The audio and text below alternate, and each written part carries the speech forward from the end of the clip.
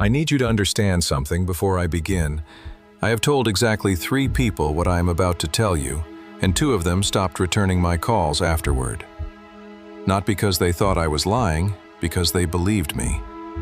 There's a difference between someone dismissing your story and someone hearing it, understanding every word, and then quietly deciding they want no part of whatever followed you home that night. I don't blame them. If I could walk away from this memory, I would have done it years ago. But memories like this one don't stay where you put them. They have a way of rising back up through the dark, like something clawing toward the surface of cold earth. My name is not important. What matters is that somewhere out there, carved into a stone that should not exist, something else knows it too. I want you to think about the last time you were truly, completely alone in the dark. Not the comfortable darkness of your bedroom with the glow of your phone nearby, not the manageable darkness of a parking lot with distant streetlights. I mean the kind of darkness that has weight to it, the kind where you cannot see your own hands in front of your face, and the silence is so thick and total that you begin to hear things that may not be sounds at all, or worse, things that absolutely are. That is where this story lives. In that darkness, in that silence, between one heartbeat and the next, when you think you hear something that could not possibly be your name, spoken by a voice that knows exactly how to make it sound familiar. I have been holding this inside for a long time. Tonight, I am going to tell you everything. It started the autumn I turned 26, during what was supposed to be the most uneventful road trip of my life. I had just come through one of those stretches that strips a person down to almost nothing. A job I had given 5 years to vanished in a single afternoon meeting. A relationship that had quietly been dying for longer than either of us admitted finally reached its end. And the apartment we had shared together suddenly felt like a museum exhibit of a life I no longer lived. My therapist, who I could no longer afford after losing the job, had spent our final session telling me that sometimes the healthiest thing a person can do is physically move through space. "Get in the car," she said. "Drive somewhere you have never been. Let your body remember it belongs to you."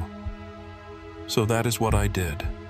I took the money I had saved, loaded a bag into the backseat of my car, and drove south with no particular destination and no particular timeline. It was the kind of freedom that feels like grief wearing a different coat. I drove through 3 states in 2 days, stopping at diners, sleeping at motels with buzzing ice machines outside the door, listening to radio stations fade in and out as I crossed from one invisible boundary into another. On the 3rd day, I turned down a road I had no reason to take. I cannot explain the decision even now. I had been following the main highway, and I simply turned. There was no sign that appealed to me, no curiosity about where the road led. My hands moved the wheel and my foot eased off the gas as though someone else had made the choice and my body was simply honoring it. The road was narrow, 2 lanes of cracked asphalt lined with old oak trees whose branches reached across and tangled together overhead, filtering the afternoon light into something thin and gray. There were no other cars. There were no buildings for the first several miles, only fields gone brown and dry in the October cold, and beyond them, dense patches of pine forest dark enough that even in daylight you could not see more than a few yards in. I noticed the town only because I almost missed it. A cluster of buildings so small it barely qualified for the name. A gas station, a small grocery, a post office the size of a garden shed, a diner with a hand-painted sign, and maybe a dozen houses set back from the road behind yards full of leaf-blown silence. I pulled into the gas station more out of reflex than need. The attendant was an old man with the kind of face that belongs to a place, the kind of face that has looked at the same fields and the same road for so long that it has started to resemble the landscape itself. I asked him the name of the town. He told me. I won't write it here, and I want you to understand that is not a dramatic choice. It is a deliberate one. I have come to believe that some places accumulate whatever happens inside them. that the name of a place can carry something of its history, the way a word in a foreign language carries cultural weight, untranslatable to another tongue. I do not want to write it. I do not want to see it on the screen in front of me. What I will tell you is what he said next, which I did not fully absorb until much later that night. I asked whether there was anywhere interesting nearby, the kind of offhand tourist question you ask without expecting a real answer. He filled my tank in silence for a moment. Then he said, without looking up from the nozzle, "There's the old cemetery up past the mill road, but nobody goes there after dark." He said it the way you would say the bridge has a weight limit, or that burner on the left runs hot. As simple, practical information, not a warning so much as a fact of local geography. Then he took my money and went back inside, and that was the end of our conversation. I drove to the diner, ate something I don't remember, and spent an hour watching the afternoon turn to evening through the window. I should have found the nearest motel and slept. Instead, I sat there turning his words over in my mind the way you work at a splinter with your thumbnail. Nobody goes there after dark. And the question that attached itself to those words and would not let go was simply, why? I was 26 years old, recently gutted by ordinary life, and sitting alone in a diner in a town whose name I won't say. I had nothing to lose, or at least that is what I told myself.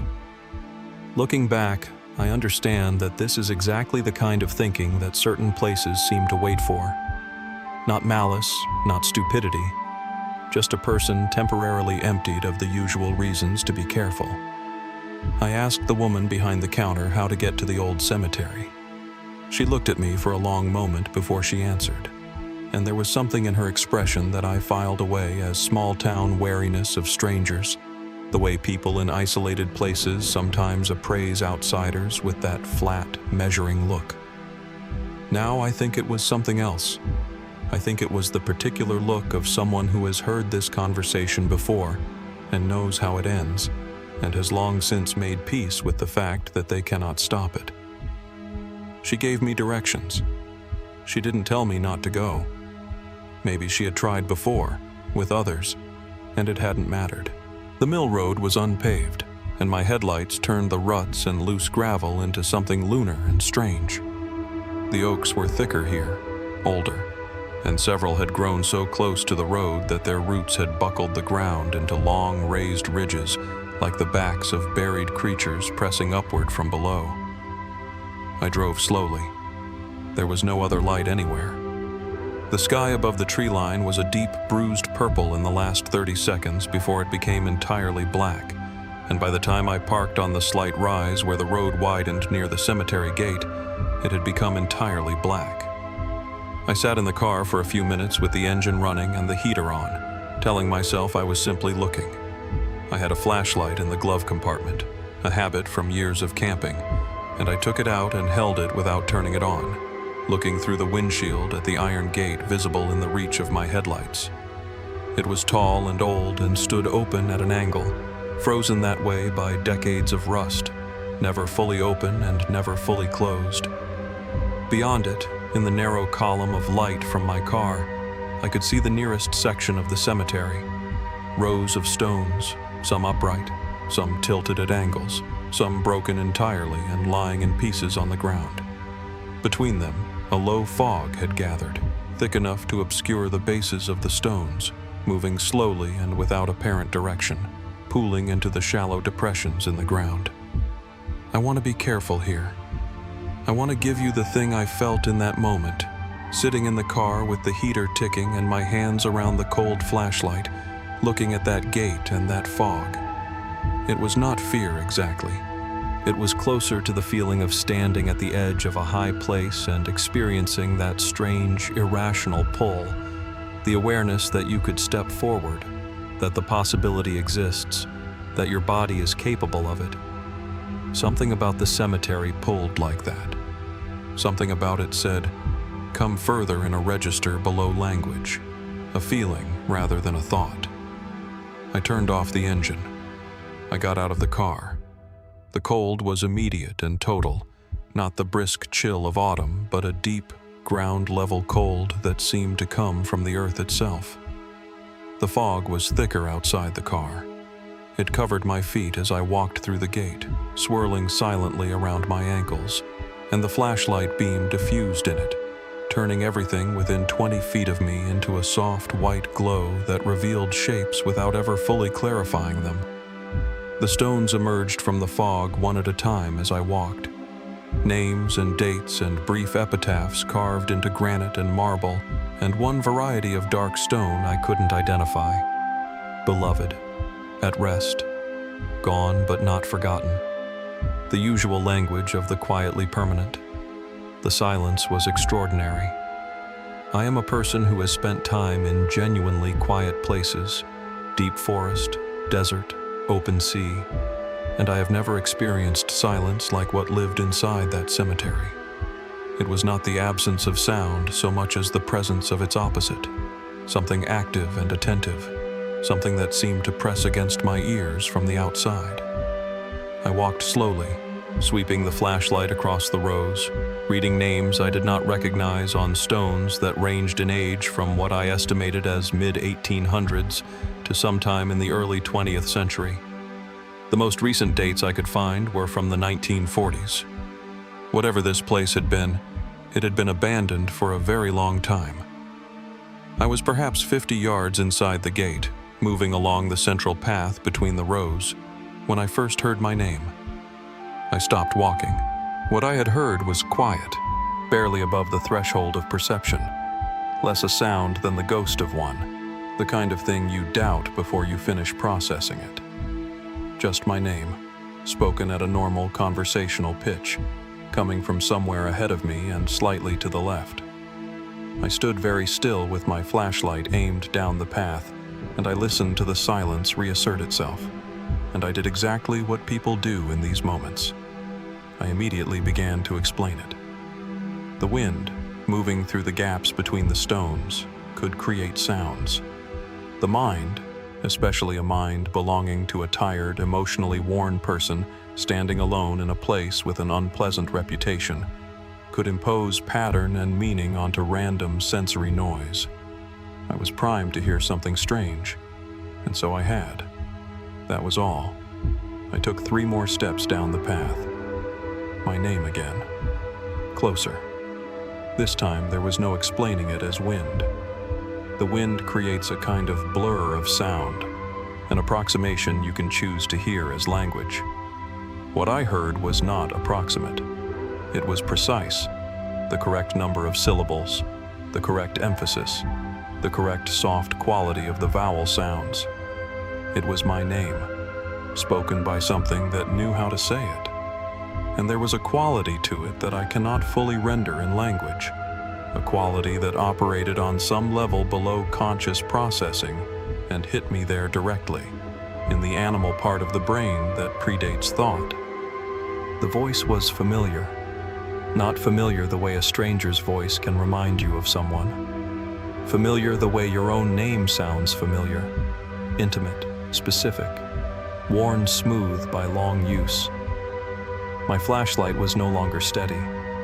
I realized my hands were shaking.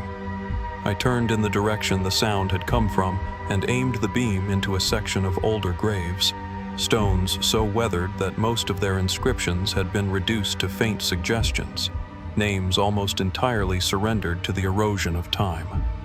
The fog between them was thicker here, moving in a way that seemed less like atmospheric drift and more like circulation, as though something beneath the surface was breathing slow and deep, and the earth above was rising and falling with it. I stood at the edge of this section and watched the fog move and held my breath and heard nothing. Then, a sound from directly behind me. Not my name this time. Footsteps. Slow, deliberate, unhurried. The footsteps of something that is not concerned about being heard. I spun around so fast I nearly lost my footing in the fog-hidden ruts of the path, and the flashlight swept a wild arc across the stones on either side, illuminating nothing except stone and fog and the still trunks of the trees at the cemetery's edge. The path behind me was empty.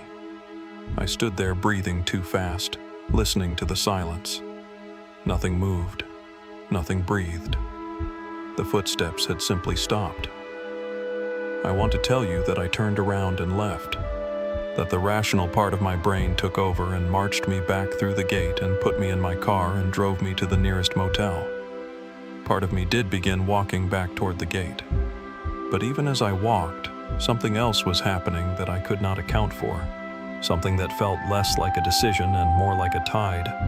The voices calling my name seemed to know which direction I was moving and shifted accordingly, staying always ahead of me, always slightly deeper into the cemetery.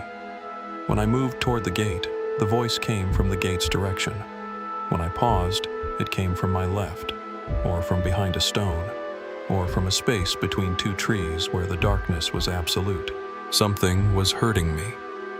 I understand that now, with the clarity of years of reflection. But in the moment, I felt only the terrible intimacy of my name in that voice. The sense that whatever was calling me knew me, had always known me, had been waiting in that particular fog for precisely the particular shape of my attention. It was pulling me the way grief pulls you back to certain memories, not with violence, with familiarity. I found the stone at the back of the cemetery, near the iron fence where the tree roots had buckled the ground most severely, and the stones were oldest and most broken. I found it because my flashlight landed on it and I stopped walking. My name, carved in the stone. I am going to say that again, because I need you to feel the weight of it, the way I felt it when I stood there in that fog with the cold of the earth coming up through the soles of my shoes, and the flashlight beginning to flicker with the first signs of failing battery. My name. Not a name similar to mine, not a name I could attribute to coincidence or regional commonality. My full name, both parts, as they appear on my birth certificate and on no document that could have reached this place. The stone was old, weathered in the same way as the stones around it, the carving softened at the edges by what looked like decades, possibly longer. Below my name, where a date of birth and death would normally appear, there were only the two dashes, the first dash and the second dash, with the space between them empty. Waiting. Beneath that, a single line of text. I have spent years trying to understand it. It read, "You have always been here." My flashlight went out. The darkness that replaced it was not the ordinary darkness of a rural night without electric light. It was a darkness with texture and intent, a darkness that seemed to press against me from every direction simultaneously. And in it, the fog that had been swirling around my feet rose rapidly, or I fell into it, or some distinction between above and below dissolved. I cannot tell you with precision what happened to my sense of orientation in the 30 seconds after my flashlight died. What I can tell you is that I heard my name 3 times in rapid succession, each time from a different direction, each time closer, each time in that voice that was familiar in a way that made my chest ache, rather than simply my nerves fire. As though whatever was calling me was not threatening me but missing me, as though it had been missing me for a very long time. The 3rd time, the voice was directly in my ear. I felt breath, cold, damp, the temperature of deep earth rather than living lung. I felt it against the side of my face, and with it came a smell I have since catalogued and cannot describe to anyone without watching their expression change. It was not the smell of decay exactly, not the biological smell of decomposition, but something older, something that decay itself eventually becomes if left undisturbed long enough. Earth and time and the specific cold of things that have been still and dark for generations. And then something closed around my wrist. Not violently, not with the grip of aggression or capture, with the particular, heartbreaking gentleness of a hand that has learned to hold carefully, the way you hold a hand that is fragile, the way you hold the hand of someone you are afraid of losing.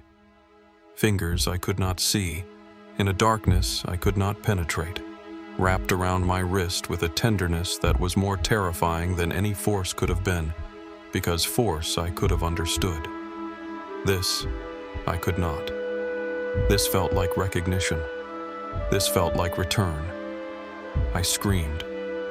I am not ashamed of that. I screamed and I wrenched my arm backward and I ran, completely blind, through the fog and the dark, stumbling over roots and stones and the sunken, uneven ground, falling once onto my hands and knees in the cold earth and scrambling upright again without pausing.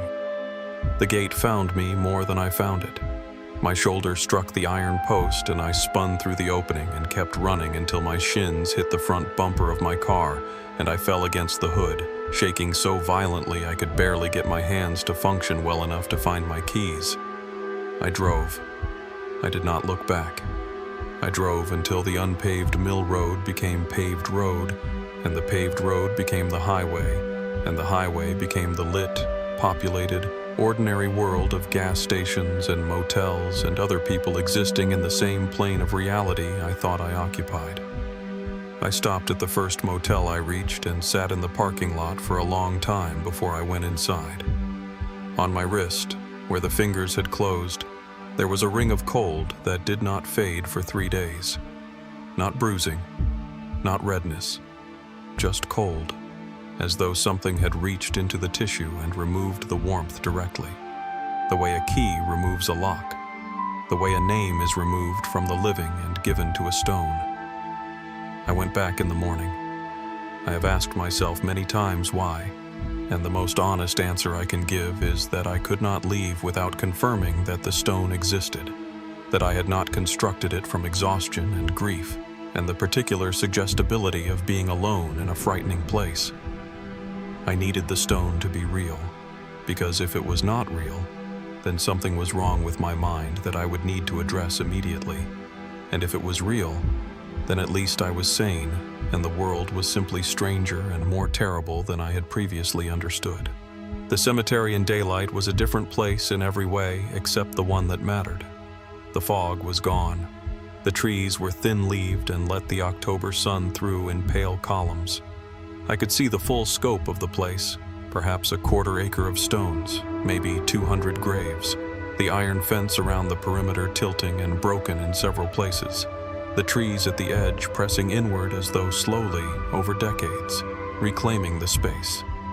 I walked directly to the back of the cemetery along the path I had stumbled down in the dark, and I found the place where I had stood because I recognized the configuration of the stones around it.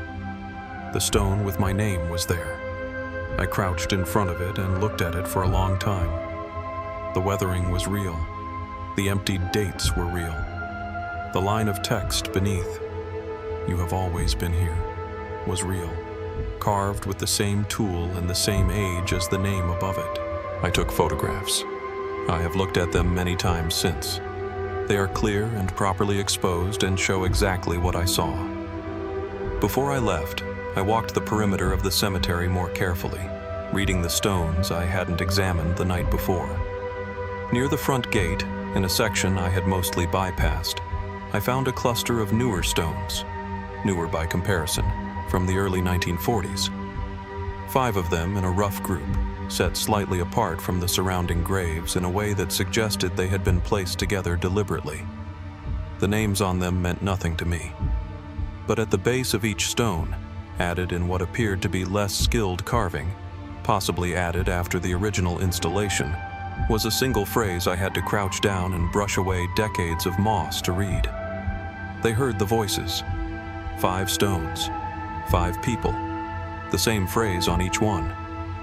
I found the town's small historical society, which was really just an elderly woman named Meredith who ran it out of 3 rooms of her house, and I spent an afternoon with her going through what records existed for that cemetery and that town. She was not surprised I had been there. She was not surprised by what I had seen. She told me, with the patient and slightly sorrowful manner of someone who has explained an old problem many times to transient people who will carry it away with them, that the cemetery predated the town itself by at least 40 years. That it had been a private burial ground for a family that had owned the surrounding land and whose descendants had eventually died out or moved on and left the graves untended. That the voices had been reported since at least the 1890s, always the same, someone's name, spoken by something that knew it, calling from among the stones. That the 5 people buried near the gate had gone missing in separate incidents over a decade and had been found dead at the cemetery's perimeter, not inside but at the fence, their bodies showing no cause of death except the temperature of their tissue, which was measured, in 2 of the documented cases, at significantly below what any living person should be able to sustain. She told me that the stone with my name was not unique, that there were others scattered through the cemetery with names that could not be traced to any person buried there. Names of the living, she believed. Names of people who had come to the cemetery and been called and managed to leave before the voices drew them down. She didn't know how many. She didn't know how the names got there, or when. She believed they were placed, not carved, in one decisive moment of whatever process the cemetery conducted. She told me that the names did not leave. That once a name was on a stone in that cemetery, it stayed. That the stone with my name would still be there 100 years from now, the dashes still empty, the space between them still waiting. I drove home the next morning. The October landscape through the windshield looked the same as it had coming down, the same fields and tree lines and pale sky, but it felt different in the way that the world always looks slightly different when you understand it has a layer you had not previously been aware of, a depth beneath the surface that operates by different rules than the daylit world you move through. That was 8 years ago. My life has continued in the ways lives do. I found another job, rebuilt what the previous years had taken, found ways to be ordinary and careful and present in the world. I have not told many people about the cemetery. I have tried several times to forget it entirely, to place it in the category of a strange trip I took when I was young and at a low point, something I cannot fully explain but also cannot allow to occupy too much of my attention. But here is what I need you to know. Here is the thing I have been building toward for the entire length of this telling. Sometimes, in the quiet hours after midnight when the house is still and the darkness is as complete as it gets in the ordinary world, I hear it. Not every night, not even every month. But sometimes, from somewhere beyond the window or below the floor or inside the wall, from a place that has no physical location I can point to, but that I can feel with absolute certainty in the part of my mind that processes fear before it reaches language. I hear my name, spoken in that voice, the one that sounds familiar, the one that sounds like it has known my name longer than I have. And when I hear it, I feel that pull again, that tide, that terrible gentle call that is less come here and more come back. As though whatever is in that cemetery has been patient about this, has always understood that I would need time, that I could not come all at once, that it would have to call me back slowly, across the years, across whatever distance separates the quiet of the countryside from wherever I am living now. As though my name on that stone was not a record of something that happened, but a promise about something that is still coming. I don't drive past cemeteries at night anymore. I don't take roads I have no reason to take. I keep the lights on, and I keep moving, and I try to stay in the middle of the populated, illuminated, rational world and not let myself drift toward its edges. But some nights I wake up at 3 in the morning, and I lie in the dark, and I listen, and I wonder whether the stone in that cemetery is still there, whether the space between the dashes is still empty, whether whatever speaks my name from beneath the fog is still waiting with that terrible patience, and whether one night I will hear it too clearly, too close, too familiar to resist, and I will find myself in my car on a dark road turning without intending to, following directions I did not decide to follow, back to the gate that is never fully open and never fully closed. I have not gone back. I am telling you this story partly because I need to believe that means something.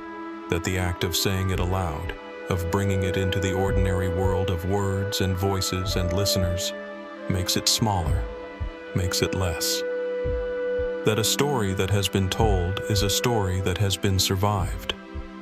But I still hear my name sometimes, when the house is very quiet and the dark is very deep. And the voice still sounds like someone I have known my whole life. And it still says, "Come back." If you are ever driving alone at night and you take a road you have no reason to take, and you find a gate that is neither open nor closed, and something in the fog knows your name, keep driving. Whatever it sounds like, whatever it feels like. However familiar that voice makes your name sound when it wraps around it in the dark. Keep driving. Some doors should not be opened. Some names should not be answered. And some places, once they have written your name into their stone, will wait forever. Forever is longer than you think.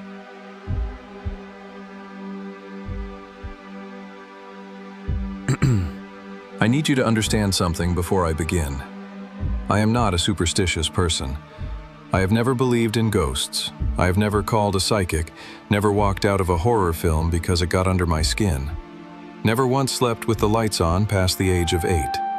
I am the kind of person who, when a friend tells me about something strange that happened to them, finds a logical explanation within 30 seconds.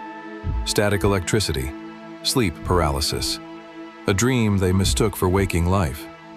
I have always had an answer. I have always had something to reach for when the dark tried to get in. But I am telling you right now, with my hands still not entirely steady as I type these words, that what happened to me on the night of October 14th, on a stretch of highway that I have driven more than 100 times before, is something I cannot explain. Something I am not sure I want to explain. Because the explanations I keep arriving at are worse than the mystery itself. I want you to picture the road first. Not the road as it looks in the daytime, wide and familiar and ordinary, with the gas stations and the mile markers and the occasional billboard advertising a lawyer in a town you've never been to. I want you to picture it the way it looked that night, at close to 2 in the morning, when I was the only car on it for as far as the eye could see in either direction. It was the kind of darkness that doesn't exist in cities anymore. The kind of darkness that feels like a physical substance pressing against the windows of your car, something with weight and intent. Something that the headlights could only cut through for a few hundred feet before it swallowed the road whole. The fields on either side were flat and black. The sky was overcast, no stars, no moon, just a low ceiling of gray cloud that absorbed what little light there was and gave nothing back. It was the kind of night, I remember thinking, where you feel very aware of how small you are, how alone. I had been driving for about 3 hours at that point. The drive was supposed to be routine. I had left my sister's house in Carrollton around 11 in the evening, after staying too long for dinner and drinks, and the kind of conversation that stretches past midnight before you realize it. She lives 2.5 hours from me under normal conditions. I wasn't drunk. I want to be clear about that. 2 glasses of wine over the course of 5 hours, followed by coffee and 2 bottles of water. I was tired, yes. The particular brand of tired that sets in after a good evening. A warm, heavy tiredness that makes your eyes feel thick and your thoughts a little slow. But I was alert. I was watching the road. I was present. I need you to understand that I was not asleep. I was not hallucinating from exhaustion. What I experienced that night was real, and I was awake for every second of it. The first thing I noticed was the smell. I had the heat on low. It was cold that night, somewhere in the low 40s, and I had the fan set to recirculate the cabin air because there was something burning somewhere outside, a distant agricultural smell I didn't want pulling through the vents. So the cabin had been sealed for about an hour. My coffee thermos was wedged in the cup holder, still faintly warm. The car smelled like coffee and the cedar air freshener hanging from my mirror, and the particular neutral smell that a car gets when it's just yours and you've been in it a long time. I knew that smell. I knew every note of it. So when something else entered that smell, something underneath the coffee, underneath the cedar, something dark and wet and cold, like soil after rain, like the inside of a basement that hasn't been opened in a long time, I noticed it immediately. I told myself the recirculation system must have pulled in outside air. I told myself there was probably a creek nearby, or a drainage ditch, something organic and earthly. I reached over and adjusted the fan. I kept driving. It was maybe 4 minutes later when I heard it. I know it was 4 minutes because a song had just ended on my playlist and the next one hadn't started yet. And I remember very clearly the silence of that gap between tracks. In that silence, I heard a sound from the back seat. Not a loud sound, not a crashing or a thumping or anything that would have made me scream and swerve. It was much smaller than that, and somehow, because of that, much worse. It was a soft sound, a careful sound, the barely audible creak of someone shifting their weight. The kind of sound a person makes when they have been sitting very still for a very long time, and they finally, slowly, allow themselves to move. I want to be honest about what happened in my body at that moment. Everything tightened, not dramatically, not the way they show it in movies where the character gasps and grabs the wheel. Everything simply contracted, the way a fist closes. My hands gripped the steering wheel so hard I could feel my pulse in my palms. My eyes moved immediately to the rearview mirror, and I saw nothing. The back seat was dark, lit only by the faint ambient glow of the dashboard instruments, but I could see the outline of the seat, the headrests, the familiar shape of my gym bag sitting on the left side where I'd thrown it before leaving my sister's. Nothing else. No one else. I let my breath out slowly. I told myself it was the car settling. Cars make sounds, expanding metal, contracting upholstery, the 100 small mechanical adjustments a vehicle is always making in the background of a drive. I turned the music back on. I kept driving. I tried to forget about the smell. I could not forget about the smell. It was getting stronger. Not dramatically. It didn't hit me all at once like something had been spilled. It crept up, the way cold air creeps in under a door you thought was closed. By the time I was consciously aware of how much stronger it had gotten, it had already been building for several minutes.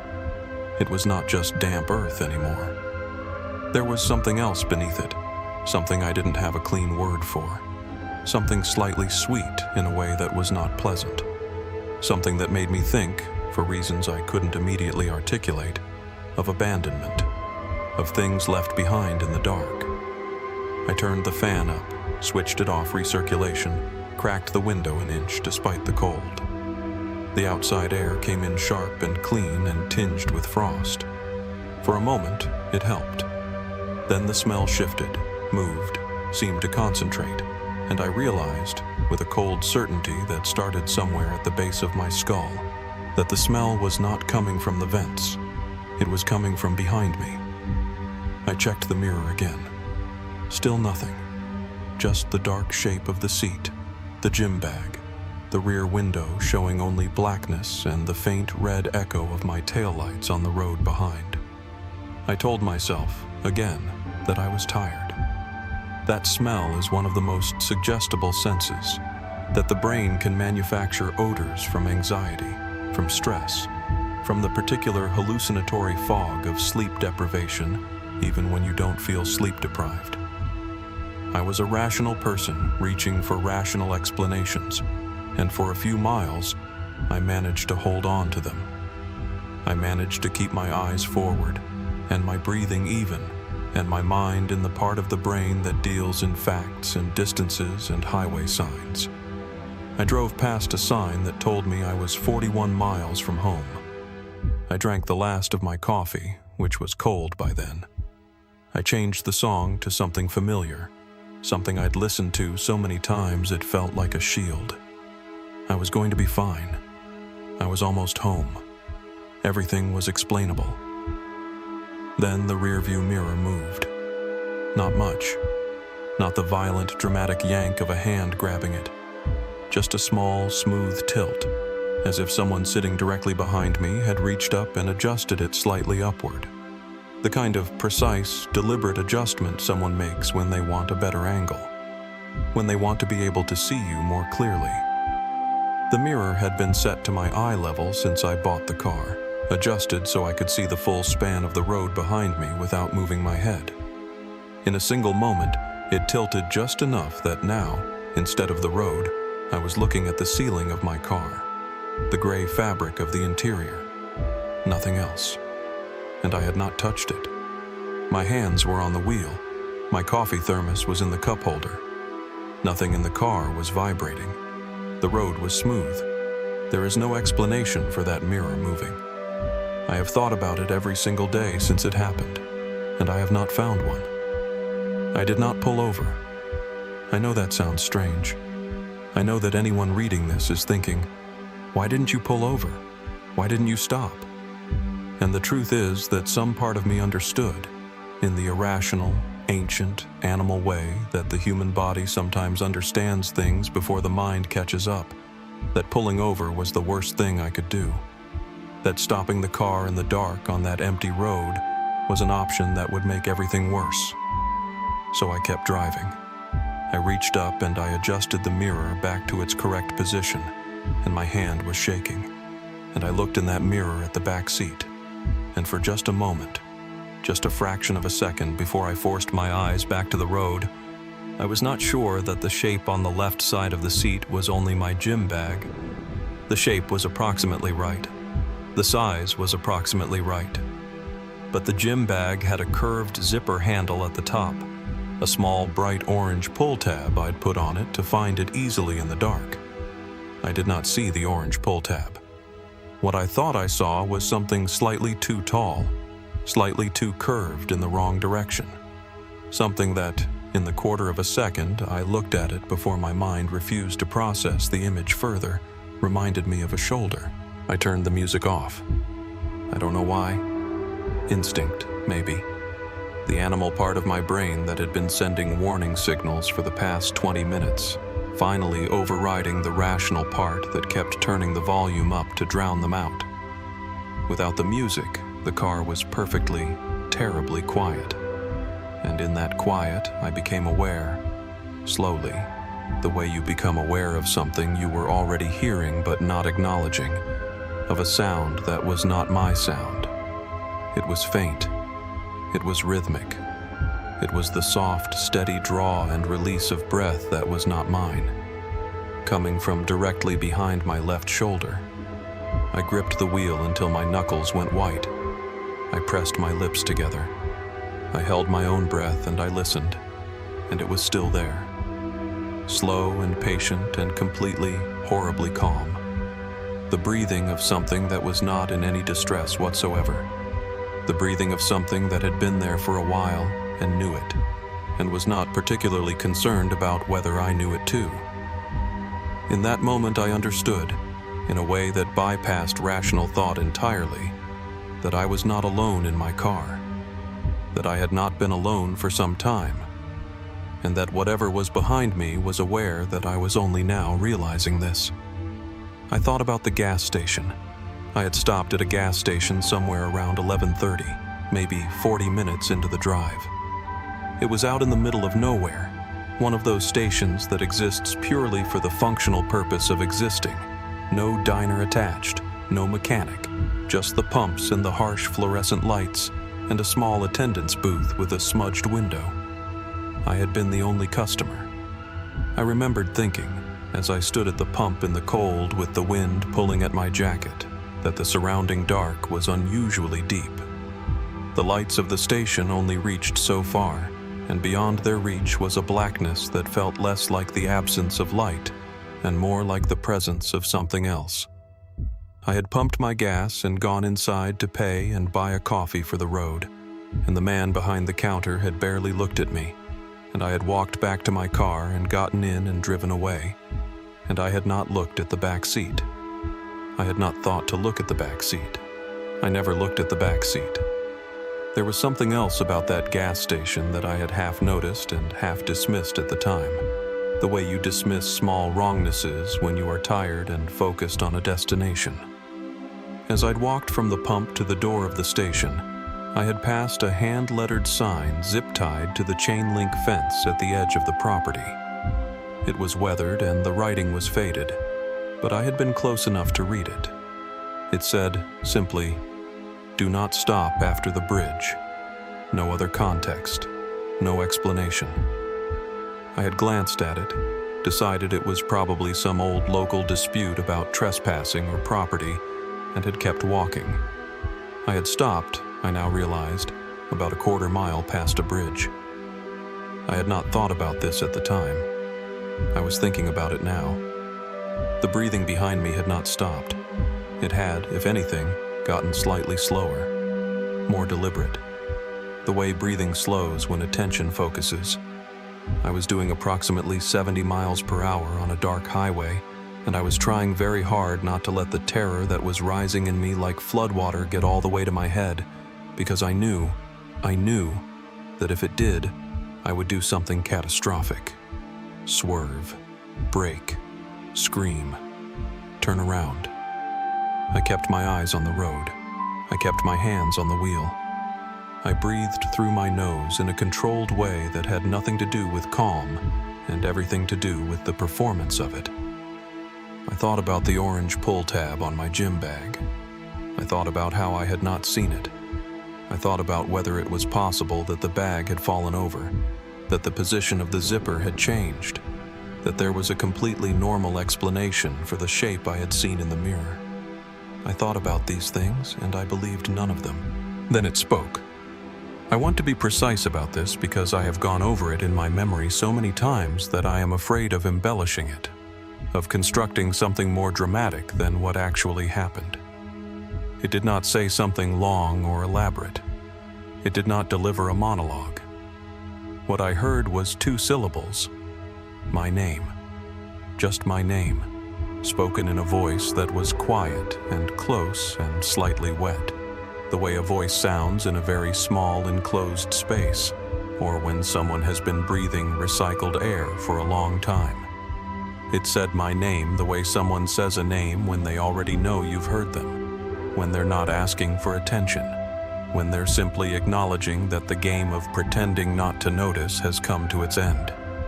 It said my name, and then it was quiet again, and the breathing continued, and the cold in the car deepened by several degrees, and I saw my own breath misting in front of my face, even though the heat had been running for hours. I cannot tell you what I did next in a way that will sound coherent or heroic, because it was neither. What I did was make a sound, not quite a word, not quite a scream, something animal and involuntary that escaped me before I could stop it, and I pressed the accelerator to the floor. The car surged forward. The speedometer climbed. 80, 90. The road ahead was a white tunnel of headlight cut out of absolute black, and I drove through it like I was trying to outrun something, which was exactly what I was trying to do, even though some part of me understood with a terrible clarity that you cannot outrun something that is already inside the car with you. At 100 miles per hour, something touched the back of my seat. Not grabbed it, not struck it. Touched it. A single point of contact, slow and deliberate, pushing lightly against the padding at exactly the level of my left shoulder blade. The pressure was gentle. It was somehow the most frightening thing that had happened yet. Because it wasn't aggressive. It wasn't threatening in any conventional sense. It had the quality of something patient, something that had been waiting and was now simply indicating, calmly, that it knew where I was and was not in any particular hurry. I wrenched the wheel and took an exit that appeared ahead of me. I hadn't planned to, hadn't even consciously registered the sign.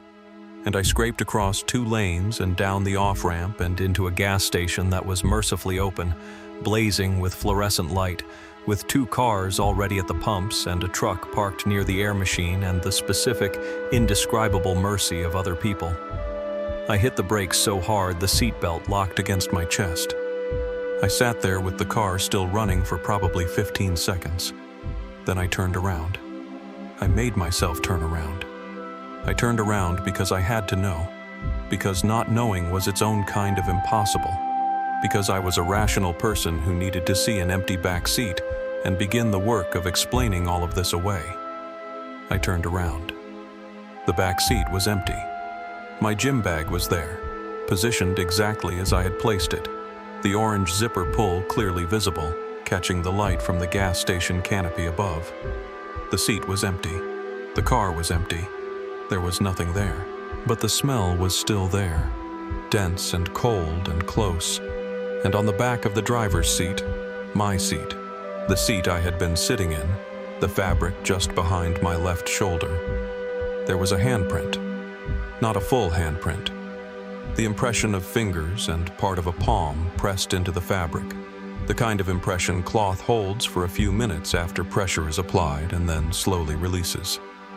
The impression of a hand that was slightly too long in the fingers, slightly too narrow in the palm, pressed there from behind, from someone who had been sitting directly behind me and had leaned forward and pressed their hand flat against my seat back while I drove, while I held myself together at 100 miles per hour on a dark highway in the middle of the night, telling myself it was going to be fine. I got out of the car. I stood in the cold and the fluorescent light, and I breathed the clean night air until the shaking slowed. One of the people at the pumps glanced at me, a middle-aged woman in a heavy coat, and I must have looked like something because she took a step toward me and asked if I was all right. I told her I was fine. I told her I'd almost fallen asleep at the wheel and it had scared me. She nodded and said to take care and got in her car and drove away. I stood there for another few minutes. Then I checked the entire car. I opened every door. I looked under every seat. I checked the trunk. I looked in the footwells and behind the headrests and in every corner of that vehicle that a human body could have concealed itself. There was nothing. The car was empty. The handprint on my seat back was already fading. The smell was dissipating, leaving behind only the faint, clean cold of the night air now circulating through the open doors. I drove the rest of the way home at exactly the speed limit with every interior light in the car turned on. I kept the music loud and deliberately mundane. I did not look in the rearview mirror. When I got home, I went inside and I sat on my couch and I did not sleep until it was fully light outside. In the morning, I searched online for the road, for the bridge, for the gas station. It took me a while to find it. The gas station, I eventually located via satellite maps, was called Reller's, though the sign on the building had been partially fallen when I stopped there. I searched for the name. The bridge was called Haddon Creek Bridge, a small crossing over a drainage channel about a quarter-mile north of the station. I searched for Haddon Creek Bridge. I searched for incidents, accidents, anything. Most of the results were nothing. A fishing report from 2019, a county road maintenance record. And then, on the third page of results, a brief archived article from a regional newspaper dated 11 years ago. A woman named Arlene Mott, 37 years old, had been involved in a single-vehicle accident near Haddon Creek Bridge. The article was spare with details, the way local papers sometimes are about local tragedies. She had been driving alone late at night. The accident investigators had noted, and the article quoted this directly in a way that had clearly seemed anomalous enough to include that despite the driver having been alone in the vehicle, the investigating officer had documented what appeared to be a second set of impressions in the upholstery of the passenger seat, as if someone else had been seated there. The case had been closed as an accident. There was no follow-up article. There was no mention of any further investigation into the upholstery detail. The article ended with her survived by list and the name of the funeral home. I have not driven that road again. I have added 2 hours to every trip to my sister's house by taking a different route, and she has asked me why, and I have told her I like the scenery better, which is not true. The car has been cleaned professionally twice. The smell has not returned. I have not heard anything from the back seat. I have not seen the rearview mirror move on its own. By every measurable standard, Whatever happened that night did not follow me home. I tell myself this often. I tell myself this especially on nights when I am driving alone in the dark, and I become aware, in that particular way that is less thought and more sensation, that the car feels heavier than it should, that the air in the cabin has shifted to something colder than the climate control should allow, that the sounds the car is making are, underneath the music and the engine noise and the white noise of the road, just slightly different than the sounds it was making 10 minutes ago. On those nights, I keep my eyes on the road. I keep my hands on the wheel. I turn the music up. I do not look in the rearview mirror. And I tell myself, with the specific conviction of someone who has told themselves the same thing many times and has not yet fully convinced themselves, that there is nothing behind me, that the back seat is empty, that I am alone in the car, that whatever sat with me on that highway in the dark, on the night of October 14th, on the road past Haddon Creek Bridge, left when I drove into the light of that gas station and did not get back in when I drove away. I tell myself this. I keep the music up. I watch the road. I don't look back. I don't look back. I don't look back. But sometimes, in the half second between intention and action, between the part of me that knows better and the part of me that cannot help it, sometimes I do. And sometimes, just before I force my eyes back to the road, I am not entirely certain that the dark shape I see in my peripheral vision is only the shadow of the headrest.